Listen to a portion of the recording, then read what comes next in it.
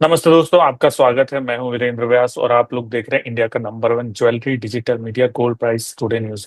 और दोस्तों, आज हम बात कर रहे हैं सोने चांदी के भाव की कि आगे भाव कैसे रह सकते हैं और जिन लोगों की बस मिस हो गई उन लोगों को क्या कुछ करना चाहिए। और इस पर बात करने के लिए हमारे साथ ऑगमोंट की research head doctor Renisha Chanani ji हैं। नमस्ते रेनिसा जी, स्वागत है आपका।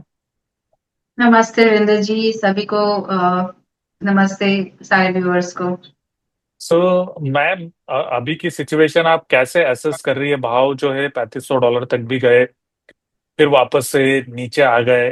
फेड की सिचुएशन हमारे सामने है, टैरिफ की सिचुएशन हमारे सामने है, रूस यूक्रेन की सिचुएशन हमारे सामने है। तो अभी के जो सिनेरियो है उसका असेसमेंट आप कैसे कर रही हैं? रविंद्र जी, इस बार गोल्ड ने जिस तरह से परफॉर्म किया है, 30% ईयर टू डेट रिटर्न्स मिल रहे हैं काफी लोगों को। और जिस तरह से 3 साल में प्राइसेस डबल हुई है, फंडामेंटल सारे के सारे पॉजिटिव है। अभी जिस तरह से पिछले हफ्ते हमने देखा कि प्राइजेस 3500 के ऊपर जाकर वापस 3400 के नीचे आई है, तो ये एक व्याज भी था कि प्रॉफिट बुकिंग हायर लेवल्स पे आती ही है। एंड एक्सपेक्टेड है कि शायद यहाँ से हम और भी थोड़ी बहुत प्रॉफिट बुकिंग देखें और रिट्रेसमेंट देखें, बट ओवरऑल जो व्यू है वो अभी भी पॉजिटिव है। क्योंकि अगर 10 पॉजिटिव फैक्टर्स अभी जो प्राइजेस को $3000 से $3500 लेके गए हैं, उसमें से अगर एक फैक्टर नेगेटिव हो जाता है, तो हम 50 100 रुपए का, $150 का, $150 का करेक्शन देख सकते हैं। उससे ज्यादा नहीं आएगा क्योंकि बाकी के 9 फैक्टर्स अभी भी पॉजिटिव है। जिस तरह से लगातार हम बात करते आए हैं कि global uncertainty, economic uncertainty, Fed का जो मॉनेटरी स्टांस है, जो डॉविश है, सेंट्रल बैंक बाइंग है, ईटीएफ बाइंग है, स्ट्रॉन्ग इन्वेस्टमेंट डिमांड है, वीक डॉलर है, या फिर जो फॉलिंग यील्ड्स है, और जिस तरह से फेड रेट कट के बढ़ते हुए स्टांस है, ये सारे के सारे फैक्टर्स अभी भी पॉजिटिव है।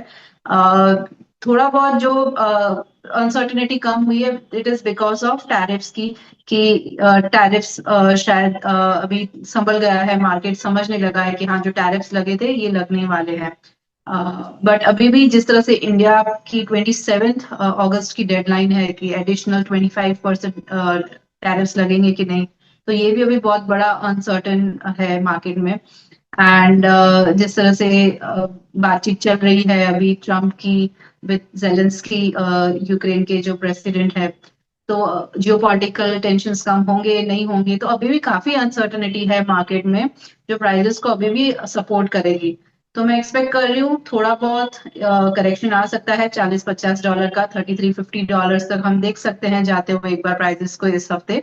बट यस, बहुत ज्यादा गिरावट एक्सपेक्टेड नहीं है।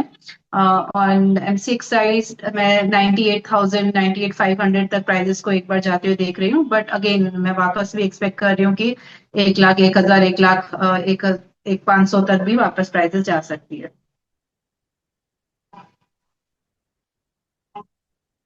इस हफ्ते मैम, फेडरल रिजर्व के चेयरमैन जेरोम पावेल का जैक्सन होल में स्पीच भी है। फ्राइडे के दिन फेड की बैठक के मिनट्स भी आने वाले हैं। तो आप कैसे देख रही, ये वाला फैक्टर किस प्रकार से सोने के भाव को या चांदी के भाव को इम्पैक्ट कर सकता है? यस, इस हफ्ते ये दो इम्पोर्टेंट इवेंट्स है। वेडनेसडे को फेड मीटिंग मिनट्स है, एंड फ्राइडे को जैक्सन होल सिनॉप्सिस मीटिंग है, जहाँ पे पता चलेगा कि यूएस का मैक्रो इकोनॉमिक्स जो सिनारियो है वो किस तरह से है, और वहाँ के मैक्रो इकोनॉमिक नंबर्स में इम्पैक्ट आ रहा है कि नहीं आ रहा है, इन्फ्लेशन नंबर्स में, ग्रोथ नंबर्स में, टैरिफ का कुछ फर्क पड़ रहा है कि नहीं पड़ रहा है। और हम जिस तरह से देख रहे हैं इकोनॉमिक डेटा, पता चल रहा है कि यस, उसमें इम्पैक्ट आ रहा है। एंड उसका इम्पैक्ट इंटरेस्ट रेट पे कैसा होगा उसके बारे में भी पता चलेगा।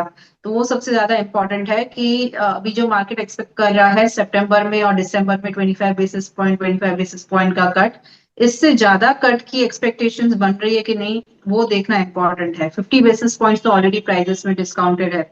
अगर ये बढ़ के 75 बेसिस पॉइंट्स बन जाता है, कि लग रहा है कि ज्यादा अभी इम्पैक्ट आएगा मैक्रो इकोनॉमिक नंबर्स पे, इन्फ्लेशन पे काफी बढ़ सकता है, तो इंटरेस्ट रेट ज्यादा कट सकते हैं, अगर ये पता चलता है इन दोनों मीटिंग्स में से, तो फिर हम देख सकते हैं कि गोल्ड शूट अप कर सकता है, एंड सिल्वर की प्राइसेस भी दोनों दोनों के दोनों मेटल्स 3 से 4% की रैली दिखा सकते हैं। बट अगर स्टेटस की ही रहता है कि यस 50 बेसिस पॉइंट्स कट आएगा, तो आई थिंक ये रेंज बाउंड इस हफ्ते कंसोलिडेशन फेज रहेगा। मुझे लगता है $3350 से $3450 गोल्ड की रेंज रहेगी। एमसीएक्स पे लगभग ये 98,000 से 1,01,000 तक का रहेगा।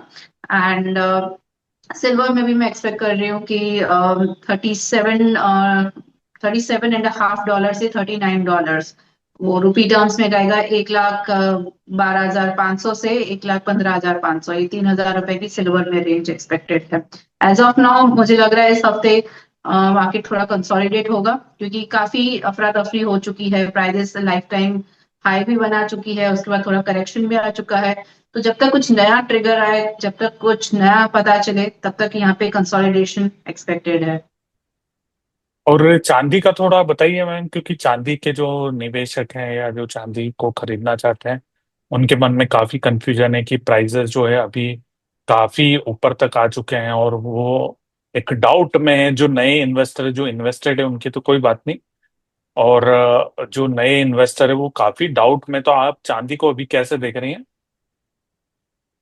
सी चांदी अभी जो $38 और एमसीएक्स पे रफली 1,14,000 के आसपास ट्रेड कर रही है, उसमें ये समझना चाहिए कि $37 एक इम्पॉर्टेंट सपोर्ट है, एंड फिर $35 जो रुपी टर्म्स में रहेगा लगभग 1,10,000, एंड देन 1,05,000 के आसपास।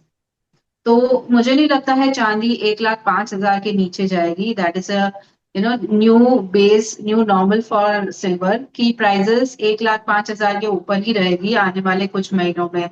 अगर करेक्शन आता भी है तो थोड़ा बहुत आएगा। मैंने जैसे बताया कि ये एक बुलिश हम मार्केट में है दोनों में, गोल्ड एंड सिल्वर में। अगर करेक्शन आता भी है तो 5-7 हजार का आ सकता है मैक्स टू मैक्स। $37 टूटता है तो $35 तक मैक्स टू मैक्स करेक्शन आ सकता है, बट उससे ज्यादा नहीं। तो सिल्वर के लिए 1,05,000 is a base price, new normal. जब भी प्राइसेस ये डिप्स पे मिले तो आपको जरूर खरीद लेना चाहिए for long term. On upper side मुझे लग रहा है यहाँ से 8-10 हजार रुपए अपसाइड रैली भी आ सकती है। 1,25,000 से 1,30,000 तक के भी हम लेवल्स आते हुए देख सकते हैं आने वाले 5-6 महीनों में, जो डॉलर टर्म्स में लगभग $40, $42 तक की टारगेट बन रहे हैं।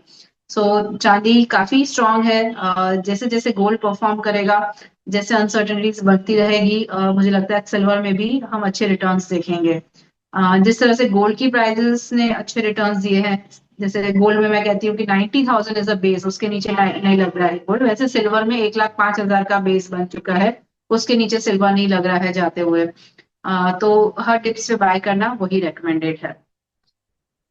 तो जिनको खरीदना है उनको क्या सलाह रहेगी मैम, चाहे शादी वाले हो, चाहे इन्वेस्टमेंट वाले हो, चाहे ट्रेडिंग वाले हो, सोना और चांदी दोनों पर?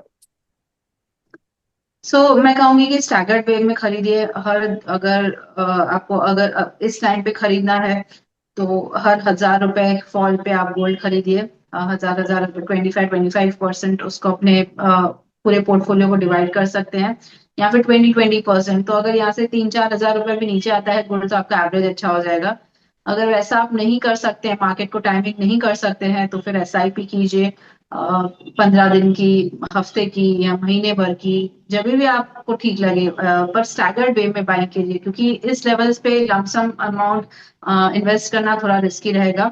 चाहे वो गोल्ड हो चाहे वो सिल्वर हो, तो हर 1% फॉल पर आप अपना शेड्यूल कर दीजिए कि आपको बाइंग करना है, तो आपका अच्छा एवरेज बाइंग रहेगा। Thank you so much ma'am. जाते जाते कोई डिस्क्लेमर देना चाहेंगे? गोल्ड एंड सिल्वर में आप अगर निवेश करना चाहते हैं तो अपने फाइनेंशियल एडवाइजर से जरूर सलाह लें। जो मैंने एडवाइस किया है, it is just my personal opinion, और मेरी कोई भी पर्सनल होल्डिंग्स नहीं है। फ्यूचर एंड ऑप्शंस में मैं ETFs and digital gold, digital silver में लॉन्ग टर्म इन्वेस्ट करती हूँ। और दोस्तों, ये वीडियो हमने जानकारी के पर्पज से बनाया है। अगर आप सोने चांदी की कोई भी खरीद बिक्री करते हैं तो अपने वित्तीय सलाहकार की राय अवश्य लीजिएगा। Thank you so much. Thank you.